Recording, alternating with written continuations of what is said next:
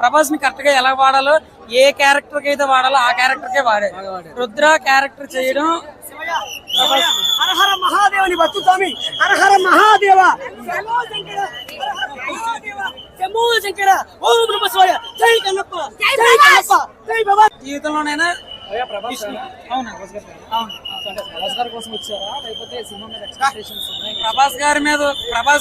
ప్రభాస్ గారి సినిమా చేశారంటే సినిమా మీద ఎక్స్పెక్టేషన్ ఉండే వచ్చాం.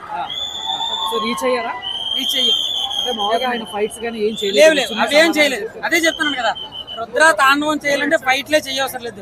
ఒకేసారి నిలబెట్టి ముగ్గురికి సమాధానం చెప్పాడు. అదే సినిమాని డిఫైన్ చేసింది. ఓకే, విష్ణు గారు ప్రభాస్ గారికి ఇచ్చిన క్యారెక్టర్ లేకపోతే ఆయన ఇచ్చిన డేట్స్ కరెక్ట్ గా యూజ్ చేసుకున్నారా? ఎక్కడ ప్రభాస్ వచ్చిన దగ్గర నుంచి ఇంకా హైలైట్ అయింది, నెక్స్ట్ లెవెల్ గా ఉంది. అలాగే ఫస్ట్ హాఫ్ బాగాలేదని కూడా ఏం చెప్పలేము. చాలా స్లోగా అన్నారు. లేదు, స్టోరీ నెరేటింగ్ అలాగే ఉంటుంది. సినిమా అయితే చాలా బాగుంది. నా పేరు రుద్ర. రుద్ర రుద్ర తాండవం చేశాడు. తాండవం అంటే యుద్ధమే చేయవసరం లేదు, ఒకేసారి ముగ్గురికి సమాధానం చెప్పడం కూడా రుద్ర తాండవమే. నెక్స్ట్ చూసే వాళ్ళకి ఏం చెప్తాం? సినిమా చాలా బాగుంది, చూడొచ్చు. ప్రభాస్ అన్న చాలా బాగున్నాడు అన్న, చాలా బాగుంది.